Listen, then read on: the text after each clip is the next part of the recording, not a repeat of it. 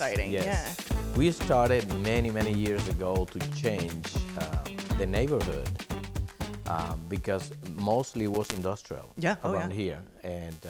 And Chad Walker always, he's a good friend, and we always chat, and he said, I have this vision of changing the neighborhood with businesses around, but, we need to draw more businesses here, art-related and kind of around that, so it can change the ambience around. And finally materialize with all the new businesses around and all that. And now it's a hot place here in town, which is great. It is. I mean, it's incredible just how it's turned over, certainly within the last 5 years, but like the last 10 or 15, it's been like a completely different area. Exactly. And with the block party that they do and all that, it's more recognition around the city that people come and say, hey, the block party, let's go there to the warehouse block. I mean, it's really cool. And all the changes that Chad had made here around, it's really, when people come from out of town, friends of mine, they say, man, you have changed a lot around, it's so cool. And I say, see, it's good. You can see the artsy side and how businesses are different. Definitely. But it's in a good way. So. Absolutely. Well, I think that's one of the biggest draws for the warehouse block is that it's not just a space for restaurants. It's not just a space for, bars or party area. Like there's something for everybody here. We talk about that all the time. Exactly.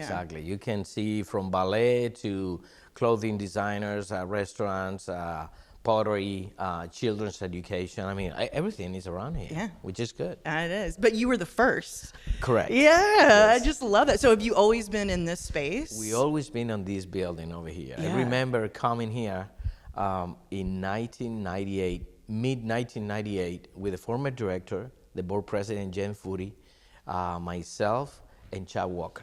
And this was an office building around here. The tenants had moved out. So I looked at the space. I said, well, this is great. I think this is what we need, because we need, open spaces and all that. So Chad built this wall here because it was all open, so we can divide the studios. And then I built with Brian, another guy that used to be here in Lexington that worked for the Lexington Center. Okay. Long time ago, and he was married to one of the dancers when we opened the company, and we built all the floors, put the bars and all that. Mm-hmm. So that's how we started in 1998. It's incredible. How much has it changed, like this space and what you've done with Kentucky Ballet Theatre in those years? I mean, you had to have seen a lot of change. It's been a huge change, because I can tell you, Erica, we started with 6 dancers. Now I have 18. Wow. Which is a big jump. For a small company, it's a big jump, because, you have to prepare everything. It's like paving the way to get to a better way of performing, having more quality and all that with the dancers. And it's a good way to bring Lexington into the world ballet. Because my vision always is to, really work with the dancers that when they leave here or go somewhere else, they say, where were you trained? Oh, in Kentucky Ballet Theatre. Which we have dancers like that all over the world, and it's good. And they've been principal dancer in big company here in the United States. And it's good because, the recognition comes back to us. Like, I got them when they were kids and they were nobody. So I formed them, mold them into professional dancers, and then, give them wings. And then after, you take the experience from here, and then you apply that and keep growing as an artist, which is great. So that's one of the things mainly that had happened here in Kentucky Ballet Theatre. We work with dancers that, they come and they stay 3-4 years, and maybe they say, oh, I want to try something else, like going to another company, do audition, and then they keep expanding their horizons. So do most of the dancers then, they do come from, like, they're not local Lexingtonians, they're like some artists of them, but most of them, they come from different countries or from all over the United States. I have dancers right now from Cuba, Mexico, Japan, and United States. Wow. So, I mean, for a small company, that's pretty diverse. Oh, absolutely. I love that diversity. Do they generally like Lexington? Oh, they do. They do. Because, Lexington have different things, and it's a nice city, clean city, safe city to live on, and it's good. Yeah. So tell me about your productions now. What's going on in the spring season of 2026? Yes, we are working on Ballet Spectrum 2, which is a show that we always do around this time of year at the Downtown Art Center in Lexington, the Palm Miller Downtown Art Center. Yeah. And we combine their classical with neoclassical and contemporary pieces. I bring choreographers from outside the United States, and at the same time, I give the opportunity to some of our dancers to choreograph their own work so it can be showcased. So I do that as well. And then we will have that at the Downtown Art Center actually this weekend, March 21st and 22nd at around 2 p.m. It's when the shows will be. Okay, fantastic. That's so neat that they get to choreograph them. Yes. Who normally does the choreography? I do. Okay. I do the setting, the choreography for the show, but at this time, I always do that. Around March, when we do performances at the Downtown Art Center, I give them that opportunity. I think it's good because it's really hard to be in a professional company and you starting to choreograph and then you don't have that opportunity. And it's different when you work with professional dancers than when you work with the students. Yeah. Because it's not that makes it easy, but it makes your work look better and maybe you achieve the goals that you want. Let me put it that way. Absolutely. And so what's going on this summer too? You'd say. And then next month in April, we'll have Don Quixote, the whole production of Don Quixote. I love Don Quixote. Yeah. Yeah, it's one of the greatest classics, and I always wanted to do it. So I think it's the right time to start, presenting that here in Lexington. And it's a ballet that has comedy. It has an incredible way of to showcase the dancers. It's so vivid in the choreography that you love it. Yeah.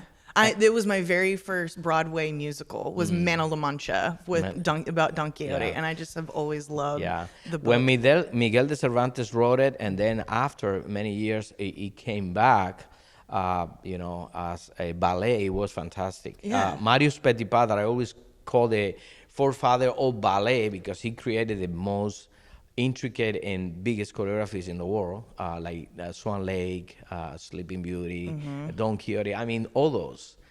And the good thing is I always try to adjust the choreography to Kentucky Ballet Theatre and do our own touch. For example, one thing that people don't know is like bullfighters or toreras, female. Oh. So instead of using male, I have the espada, which is the main bullfighter, is a male dancer.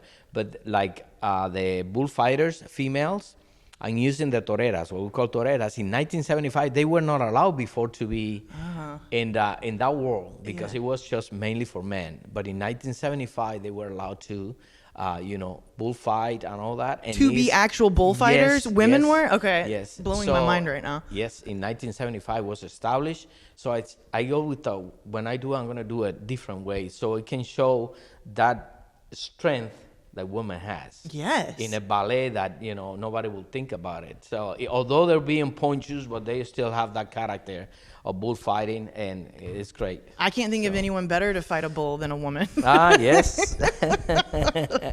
So were you in ballet? Did you do ballet? Yes. Yeah, you were a dancer? Yes, my whole life. I started when I was 10 years old. Okay. And in Cuba, actually. Okay, so you're from Cuba. Originally, I'm from Cuba. Very cool. And I started when I was 10 years old. They do several auditions, and I was the only boy in my group with 8 girls. My whole career was like that. But in Cuba, there is a lot of male dancers.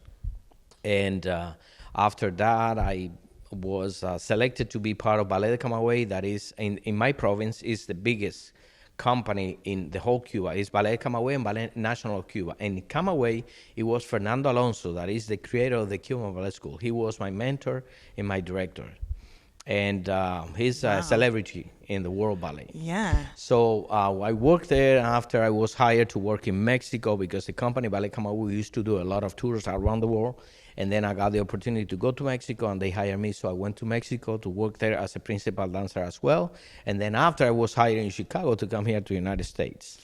And then from Chicago, I came here to Lexington. Why? Why from Chicago to Lexington? Because the company that we had in Chicago, Ballet Theatre of Chicago, merged with Lexington Ballet.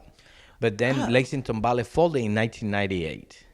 And then we didn't want, ballet to go away. And then is when we found Kentucky Ballet Theatre. Oh, so it just all came together Yes, in yes. 1998. Uh-huh. Wow. Yes. Fantastic. So do you still dance? And no, I used to do character roles and all that, but I leave it now for other people. Yeah. So Yeah, after 40 some years of dancing, I had enough of dancing.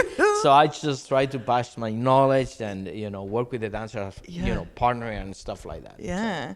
Any favorite ballets that you were in though when you were a dancer? My first big ballet that I did in Cuba was Giselle.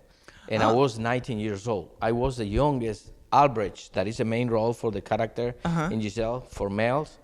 I was the youngest in Cuba I ever done in 19 years old. Oh, fantastic. In a professional company. Yeah. So it was very cool. I worked a lot with Fernando Alonso, and he coached me and taught me about, how you have to do this. And I remember when I was working on that, sometimes we'll grab a tablecloth and put it around my back like it was a cape, and my family would say, "You're crazy." I say, "I have to be crazy because it's a big ballet. You don't know how important it is." And so I to work in the mime and the steps and things like that, because that's the hardest part in a ballet dancer. The mime, you don't talk to the audience. You do it through mime. Yeah. And then they need to understand what you're saying because you cannot talk. So it's all nonverbal. Yeah. Exactly. So, and it was a great experience. I love it. And that's my favorite ballet, Giselle. Oh, Giselle. Yeah. Oh, why is it your favorite? Because you were in it. Yeah. And it was the first one, and the music. Oh. It's amazing. It always, when you hear the music, and it's a ballet that it has happiness, it has sadness, but at the same time, it combines it in a way that it brings your love for the arts. The upbringing of that is amazing. Yeah, absolutely. Yeah, with ballet, I think people often forget, like, it's such a athletic art form. Yes. I mean, you have to be so it's, I guess that's common knowledge, but how have you dealt with that over the years? Have you sustained injuries? Yes. Yeah. Well, I'm going to tell you something that... Tell me. I broke all my ligaments when I was 30 years old, and after the ACL in a step right here on this studio. So after 4 months, I was back dancing. They did the surgery here at UK Sport Medicine. That they are great. I keep dancing. So I retired 12 years ago of dancing. I was already, in advanced age, and I said I don't want to dance anymore. So I quit dancing, and I was 42 years old, and I just keep coaching and all that, but I always like to to move, and I was doing a still ballet class with the dancers, the bar, to warm up the body and all that. I felt great. A year or so ago, I started feeling pain on my hips, and I went to physical therapy, got better, went away, came back again. Well, finally, I tell you, a month ago, I had my right hip replaced. Did you? Okay. Yeah, because all the ligaments, they were torn. The head of the femur was kind of, shaved. And this is left over from your dancing days? And my surgeon, Dr. Salvi, he's great here at UK Sport Medicine, he said, "Do you know that Baryshnikov had his hips replaced?" And I said, "Yes, I do." And, so you're in good company. Misty Copeland was, she retired, and she just was into the Oscars, but a year ago, she had her hips replaced. Yeah. It's amazing. Yeah. It's one of the things that could happen, but it's, ballet is so athletic that it demands so much strength and training, because you have to do a ballet class pretty much every day. You take a break, you say, okay, a couple of weeks, but then you're at home and you're stretching and all that, because you want to stay, limber and, in a way that you don't lose that strength, because it's very easy to lose your strength. You take a couple of weeks off. When you come back, you got to start easy, because it's not like you're going to be on top of your game. You can't. That's crazy. Yeah. So like our muscles in our body can change that quickly, even for somebody in that. Yeah, because ballet demands so much of precision. When you do a jump and turn in the air and you land, it's like, tack. Yeah. But you don't feel that. After coming back, you have to get all that groove back. Huh. Yeah. So what is the your typical dancer, and like you're preparing for a show, what is the... You do every day, you do a ballet class an hour and a half every day. Let's say 9 to 10:30 or 10 to 11:30, and then after that you do 4.5 to 5 hours of training. So it's a 6.5 to 7 hour really rough. So it's a you know. full-time job. Yes, Yeah. yes. And then, when you go to the theater, you do the same. You do your rehearsals, you do your class, and it's like performing with all the other elements, the lights. Okay, you got to move here where this light is. You do the spacing where you show the dancers where to move, and then after. So it's like a memory. They would remember, okay, I have to be here in the quarter, the eighth, in the center, so they know where to move, so it looks pretty nice when Yeah. they're moving in the corps de ballet, because that's the hardest part. When you're working by yourself, you can go off of the position that you're supposed to be, nobody will notice that. But when you're in a corps de ballet with 8 or 10 dancers, Sure. you make a diagonal have to be pretty straight. I mean, things like Because that. everyone's like relying on you Yeah, to be exactly. so perfect. Yeah. Yeah. Whew. I don't think I'd be cut out for it, to be honest. It really, ballet is something because it combines the athleticism, Yes. the timing, and the performing of the mime, the acting. So you have three in that performing art. You have three elements: acting, dancing, and music. Yeah. You have to combine everything, plus the costumes they have to wear. That sometimes there is a costume that it fits certain way that you could feel a little uncomfortable or have to deal with it. You have wings or things like that. Yeah. Wigs that you wear, hats. I mean, it is a lot of elements. Yeah, absolutely. But you get used to. Yeah. So. Well, speaking of costumes, I was taking my own little tour of your space. Are you making some of your own back there? Yes, we always do our costumes here. My wife, Rafaela, she's the academy director, but at the same time, she's a costume designer. So she makes all the costumes for the productions and all that. Well, that's clever to marry a costume designer. Yes. That's smart of you. So What an artsy couple. Yeah, she was the principal dancer here in the company as well when we were dancing together. So, and then after when she retired, she was already the academy director, but then she always liked to do costumes, and she was doing it from the beginning. Yeah. I remember because when I came to the United States, I was in Chicago dancing, and then she started developing that taste for making unitards and dancewear. I'm sorry, for dancers, and then she said, "I'm gonna make you something." And I remember when she made my first unitard, the seam was twisted, and I said, "It doesn't matter, I'll wear it." Yeah, that's so sweet. But it was, she was self-taught, Yeah. and but she's great doing Yeah. costumes, and we work together. Okay, I need these, and blah blah. How do you want it?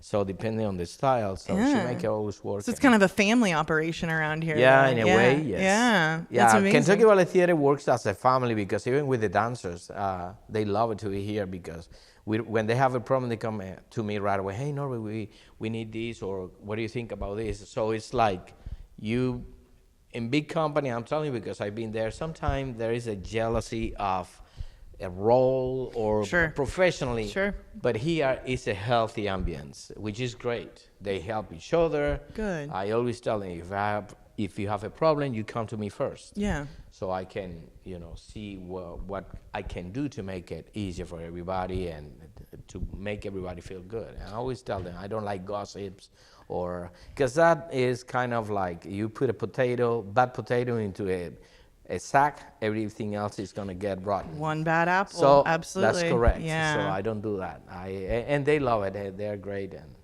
Well, I mean, it's good too, since, you had mentioned that you are helping so many of them at the very beginning of their career. So maybe you're setting the tone for this is really how a healthy company looks. We're not going to be giving into competition and gossip and all these things that aren't. And I always tell them, and not always is going to be the way it is here. Sure. So, but at least if you have that shield Yeah. to Or a baseline. know exactly, Yeah. you know where you need to be to be a successful dancer without paying attention for any harmful comments coming from other dancers that you can probably think, oh, he's jealous because I got this role and he or she didn't. So.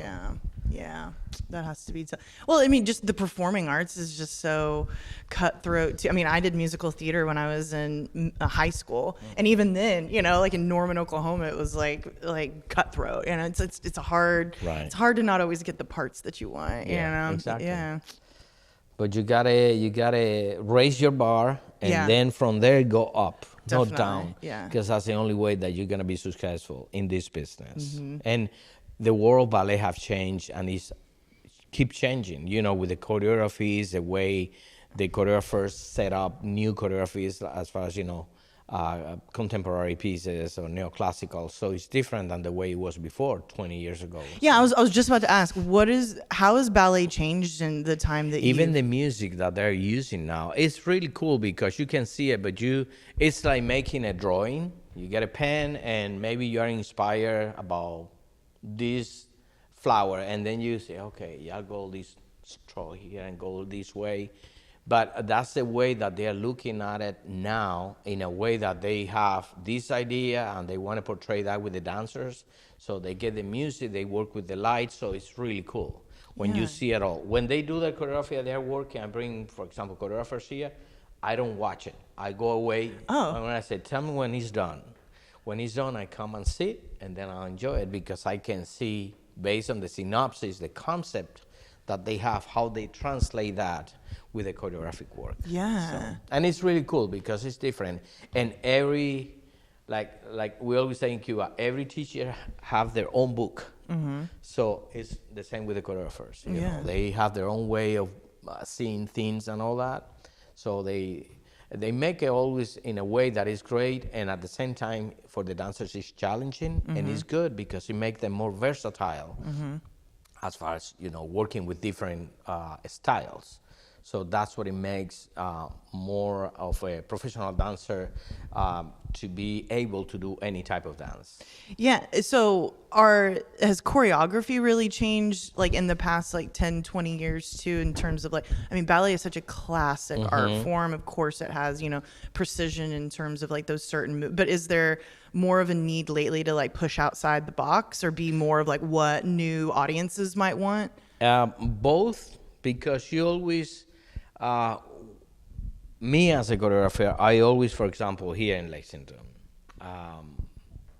I'll try to make a new choreography. I always think about the audience that we have in Lexington. Smart, yeah. What is the audience of Lexington? Yeah, for example, I have developed here a taste to do in Lexington, for example, a lot of the fairy tales, but into ballet. Like, for example, Sleeping Beauty, of course, is one of the classic Little Mermaid, but don't think that you're going to see Sebastian. Yeah, they're all underwater. Right. And it's really cool, very challenging. And then the element of the costuming and all that, I combine all that with the sets. It really brings a production to a different level. It's really good. Beauty and the Beast. So all those big classics, I have brought that into ballet here, for example, because I know the audience love that. Sure. But at the same time, I always try to introduce the real classics that, Swan Lake, Don Quixote now. Things like that. So you need to give the audience a taste of different other ones, so they just don't get used to the fairy tale ballet. Yeah. You have to give them a lot of Same variety. with the contemporary. We do that, and like I said, we use this time of year to work on new works, choreographic works, contemporary or neoclassical, so the audience can start developing that taste for it. And we've been doing this for 10 years, because the first time we did it was in 2015 at the Downtown Art Center. We call it Ballet Up Close and Personal, because I always thought I need to do something. And then what I did is we did a show, I leave the dancer on the stage, and then I walk out and I talk to the audience about, what it takes to get there, that show specifically, the work that we do every day, the training, costumes, and all that. And then I'll ask the audience questions for the dancers so they can talk. It's like a that's incredible. Q&A, Yeah. and it's really cool. And they can see the dancers so close that they can hear them breathing. All that they go through in a performance, like when you're at the opera house, you will not feel that. You will see it, but you will not hear the dancers breathing, like all that, Yeah, so it's an up close and personal. And this is the Black Box Theater, Yes, is that what you're talking about? at the Downtown Art Center. So I've never been there. What is the setup? It's they're in the middle and the audience surrounds them? No, what I did, the first time I do it like an L shape, but then I changed it just to do a proscenium, just in the front. So, but it's still, you are so close to the dancers that you can see them so well. Yeah. And then have that, that you are part of the show. Yeah. That was the concept that I wanted. Well, and I love that at the end, like you're breaking down, the barrier between like, okay, you've seen this. What questions do you have about this? Like how, on a personal level, like with the dancers and being And able it's to ask good those to questions. break that barrier of the fourth wall. Yeah. You have three on Yeah. the stage, and then the audience is the fourth wall. So that's broken down so they can be part of the show. That was my whole concept, and we've been doing it for 10 years. I love that. So do you do season tickets? Like how do people get? They can go into our website, www.kyballet.com, Great. or they can call at 859-252-5245 to get information. But as well, they can call the Downtown Art Center and get tickets there. Yeah. But so you also perform at the Opera House, though, you said. That's yeah. our main venue. We Main do venue. 4 shows a year there, and 3 for the professional company as well. The Academy does the end of the year performance there. And then we do 1 at the Downtown Art Center.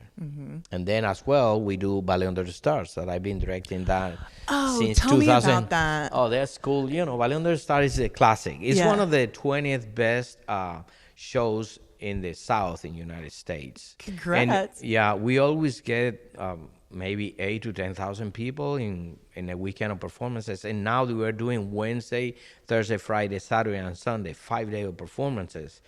The only thing is the weather.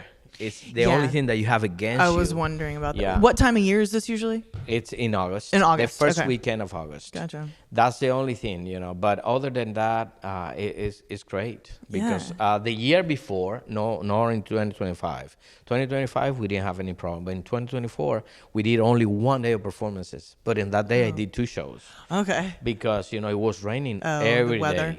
Yeah.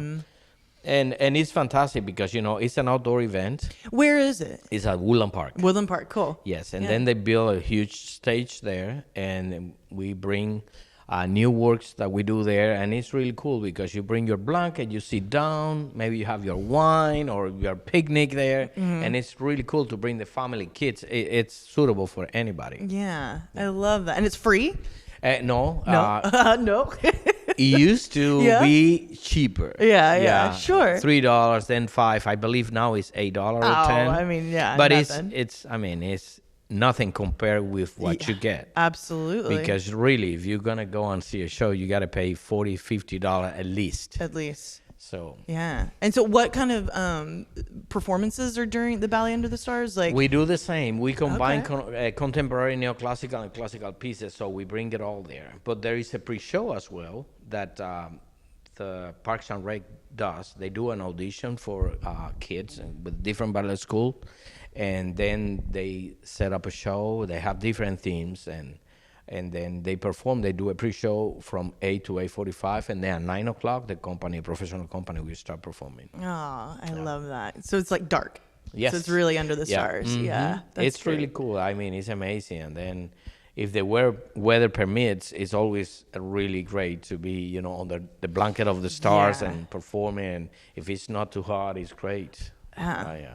That's amazing. So have you ever done the Nutcracker? Do you get that question a lot? Yes. We do Are you Nutcracker. sick of the Nutcracker? No.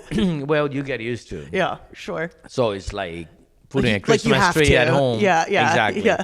So you do it every year. Yeah. So that's what we've been doing it here. I choreographed the Nutcracker here in 2001 for the company. And then we always change it a little bit here and there depending on the dancers, the choreography, new costumes that you always have to reinvent a little so it doesn't get bored for you. Sure. And be a little bit more challenging for the dancers because not every dancer is the same. So based on the choreography that I set, if you're a dancer that you can jump more or turn more, I will readjust the choreography for you. I say, okay, now you do this turn here and this jump here. So to make it look good and at the same time it's challenging for you. Yeah, Yeah. definitely. Yeah, we've done it for 28 years. Yeah, so you have to reinvent Yeah. it or else you just be sick of it. Although I have to alternate before, I created a choreography called The Night Before Christmas. Ooh. Yeah, based on the poem, I created a whole ballet, and it's really cool. And the story is about Santa Claus is, um, dropping all the gifts, and he gets through a chimney into the house, and there is a mouse, like in the poem. Yes. He gets freaked out when he tried to run. He hit the head in the mantle of the chimney. He passed out. Then the kids hear all that commotion. They come out, and they find Santa Claus, and they help her and say, well, Santa is not going to be able to Santa deliver has a all the concussion. gifts. So, exactly. So he stays there, and then the kids in the family are the ones that they will go around the world to give the gifts to the other ones. I love and then that. they get to this place where the nicest kids, they've been taken there to have fun and all that, and then all these characters, they perform for them. They come back to the house, and then Santa wake up, and he's freaking out because he hasn't delivered anything, and then they explain to them that really, everything have been taken care of. Santa leaves, and then the mom and dad, they come out, and they say, well, I think I hear something, and the kids say, no, you're dreaming. But when they leave, Santa forgot that he put his pipe on top of the mantle, and then the father knew that really Santa was there. That's the end of it. But in a ballet, some twists and it's turns. really cool, Yeah. to see it all. So I created that to alternate one year, Nutcracker. Maybe next we'll do.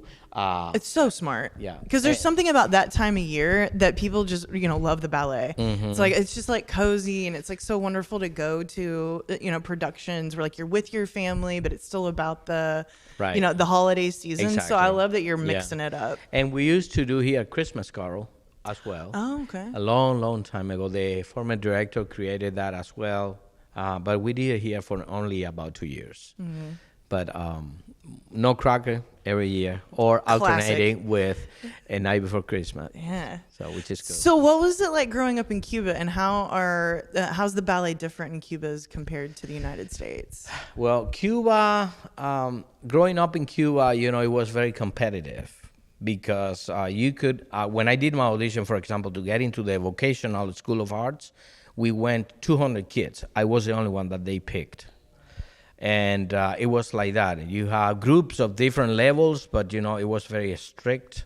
And after, when you went in the 5th year of ballet, they do it was a big test that will define you if you go into the pre-professional division. A lot of kids didn't pass that test, and it was like a ballet class, but you have to show, the technique that you have and all that. So, and after, you have to do a graduation performing to see if you can get into the professional company. Whoa. So, yeah. It's pretty big. Cutthroat. Uh-huh. Yeah. And it was like that. Ballet in Cuba is a big thing. And what makes the Cuban dancers so successful in the world is the flair, the passion, how they perform, how powerful, and how they do things with that flair, that taste in every role that they do. And that's why, plus the technique. It's not, we cannot forget that. And since it's so strict, the formation that you have in the ballet school, it's good, but at the same time, a lot of people cannot make their dreams come true in Cuba. Mm-hmm. So yeah. Do you go back? I have been every year. I went to Cuba to the company that I was a professional dancer there in Ballet de Camagüey. That's what it's called. And in that company, I've been working with them since 2017. And I always set up a show, and I bring a donation with all the costumes, shoes, and all that, because the situation in Cuba is not great. Right. And so that way they can perform. So I bring all the costumes. So nice. Yes. Yeah. Last year I didn't go because they had a problem, a health problem there with the virus. It wasn't COVID, but it was another one that it was really bad, and I didn't want to go take chances to bring it back here home or anything like that. But I'll go every year and set up a show there. And that's great. As a guest choreographer. Yeah. So what kind of shows have you done there? Oh, all types. I even set up Nutcracker, my Dracula, all those shows. Oh, Dracula. Yeah. That'd be amazing. Yeah, we always do it in October here at the Opera House. Smart. That's one of the favorites ones. And Dracula is really cool. It's one of my favorite shows that I have choreographed here. Are you going to do it this year? Yeah, great. in October. In October. Okay, yes, great. At the Opera House. I definitely want to see It's that. cool. It has sword fighting and all that, the different characters, the music, The dancing is really cool. Yeah. There's been a big uptick in Dracula in the recent, movies and things like that. Right. Yeah. Even like such a classic character. Tell me about what you think about Timothée Chalamet's recent remarks about the arts, such as, was it ballet and opera? Yes. That was, yeah. What did Yes. he say? I mean, I thought of you immediately because it just happened this week. Yeah, well, that he made a comment that, like he will not do ballet or opera to be an artist. In a couple of words to say it that way. Yeah. And it's a shame on him because his mother and I think his grandmother were ballet dancers. Crazy. So in honor to that, I will not make a comment to, like that. Not. Because, It's disrespectful. Exactly. Yeah. And it's like you're not giving any value to what your mom did. Yeah. So I respect everybody's opinion, but I think it was out of play to say something like that. And I'm sure he got a lot of slack because of that. He most certainly did. Yeah. And it's terrible for an artist because he's an actor, but he's an artist to do a comment like that about a certain performing arts that are such a valuable and traditional element here in the United States. Absolutely. Opera and ballet. I mean, they were bigger. That's the thing. Opera and ballet were bigger than acting. Oh, yes. They are more ancient. Absolutely. So he doesn't think about that because, movies, in the 20th, 1910, when they started. About 100 years old, like yes, babies and compared. then before that, ballet and opera were already big in the world. So it was a little bit out of place. Yeah, it just made him look very out of touch too. Exactly. Yeah, I think the whole art world, no matter where we came from, we're just like, what is wrong with you? And you're being, he was up for an Oscar, which he did not get, and so people are thinking that that's all somehow related. But I thought that was, just really distasteful to ballet for sure. And to opera, that is such because, I was a principal dancer at the Lyric Opera in Chicago, one of the best in the world. Yeah.